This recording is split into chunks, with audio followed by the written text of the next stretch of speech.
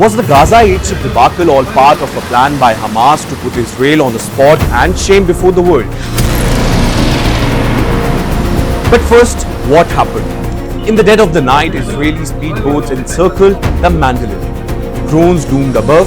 Reportedly, a strange white substance was sprayed across the deck. Then, in international waters, armed forces stormed the very boat. One by one, the passengers, 12 unarmed civilians from Brazil to Sweden, were captured and led away.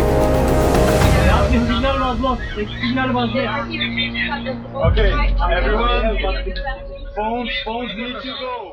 Now, the question regarding Hamas's role has taken the center stage following revelations about Zaher Birawi, a British-Palestinian journalist long accused by Israel of Hamas ties, and his prominent role in launching Madleen, the vessel at the heart of this very controversy.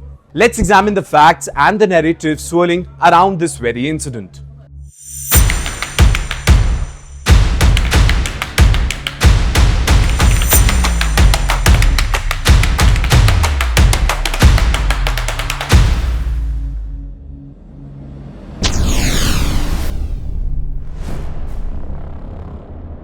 If we believe multiple media reports, then Birawi's involvement is undeniable. As a founding member of the Freedom Flotilla Coalition and head of the International Committee to break the siege on Gaza, he was present at that very moment when Madleen departed, live streaming the event publicly and praising the activists' courage. Israeli authorities have labelled him a Hamas operative since 2013 and his Europal forum as a designated terrorist organization by Israel in 2021. Yet Birawi has consistently denied any involvement in terrorist activities, emphasizing that neither the UK nor the US, both which classify Hamas as a terrorist group, have taken any legal action against him. The Madleen was not mere a boat. It was a message probably carved into waves.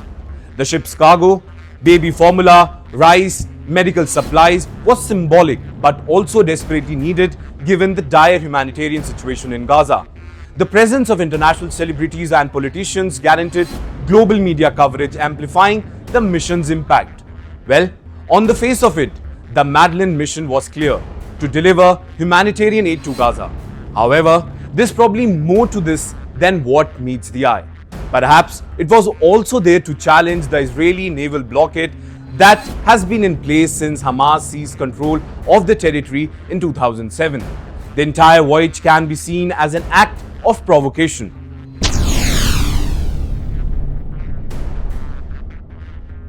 Israeli officials dismissed the mission as a publicity stunt hatched by Hamas propaganda, arguing that its true aim was to provoke confrontation and shame Israel internationally. As expected, Israel's response was swift and uncompromising. Israel's defense minister ordered the military to intercept the vessel. It was dramatically intercepted and diverted to Ashdod port. Israel did try to show its side of the story by asking the activists to watch the October 7 horror footage, but the crew reportedly denied.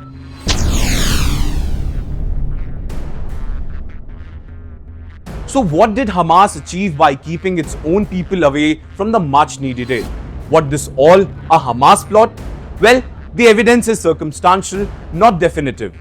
Birawi's leadership role and his alleged Hamas connection fuel suspicions, especially from the Israeli perspective. The mission's decision, high-profile figures, symbolic aid, guaranteed media attention, certainly putting Israel in a difficult position, forcing it to choose between allowing a breach of its blockade or risk international condemnation for stopping a humanitarian vessel.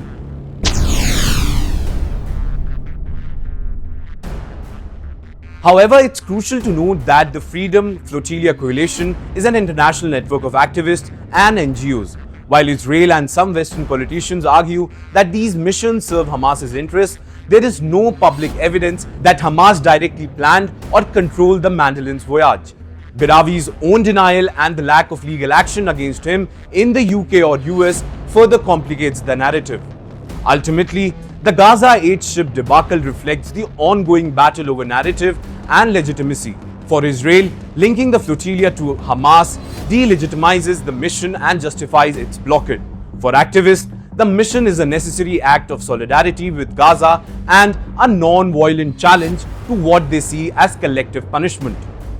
The truth likely lies in the intersection of these perspectives. While Hamas may benefit from the international embarrassment Israel faces, the flotilla's immediate organizers are driven by humanitarian and political motives that extend beyond the interest of any single faction.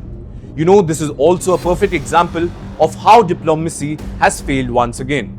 Well, in the end, the Madleen incident seems less of a meticulously orchestrated Hamas plot and more of a calculated act of protest, one that by design or consequence forced Israel into the global spotlight and reignited debate over the Gaza blockade.